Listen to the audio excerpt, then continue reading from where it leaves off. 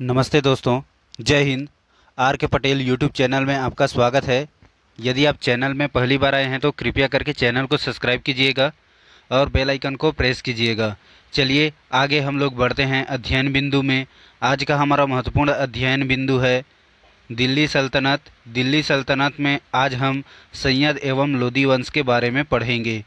आगे का प्रमुख वंश को हमने पूर्ण रूप से पढ़ लिया है। अगर आपने नहीं देखा है तो कृपया आप जो है इतिहास का प्लेलिस्ट देख सकते हैं। ठीक है, दिल्ली सल्तनत में हमने 5 राज्य वंश को पढ़ना है, जिसमें गुलाम वंश को हमने पढ़ लिया है, खिलजी वंश को हमने पढ़ लिया है, तुगलक वंश को हमने पढ़ लिया है। आज जो है सैयद वंश और जो है लोदी वंश को आज अभी हम लोग पढ़ने वाले हैं। सैयद वंश और लोदी वंश, सैयद वंश तो साधारण है किंतु लोदी वंश में थोड़ा सा आपको कुछ बातें को याद रखना है। सैयद वंश के बारे में संस्थापक और अंतिम शासक के बारे में बस जानना है। सैयद वंश का जो है संस्थापक खिज रखा है और अंतिम शासक जो है अलाउद्दीन शाह आह है ना। तो आप याद रखना है। लोदी वंश में क्या हुआ है, इसका संस्थापक जो है बहलोल लोदी है ना। और इसने अपने राज्य में चांदी के सिक्के चलाए थे। किसने? बहलोल लोदी ने। ठीक है, इन्हीं सिक्कों को जो है बहलोल लोदी के नाम से जाना जाता है। और बहलोल लोदी के बाद सिकंदर लोदी जो है अगला लोदी वंश का शासक बना। सिकंदर लोदी के बात करते हैं तो आगरा शहर की स्थापना जो 1504 ईसा में किया गया, यह सिकंदर लोदी ने ही किया। अलाउद्दीन खिलजी के बाद इसने मतलब सिकंदर लोदी ने सबसे ज़्यादा टैक्स वसूला था, कर वसूला था।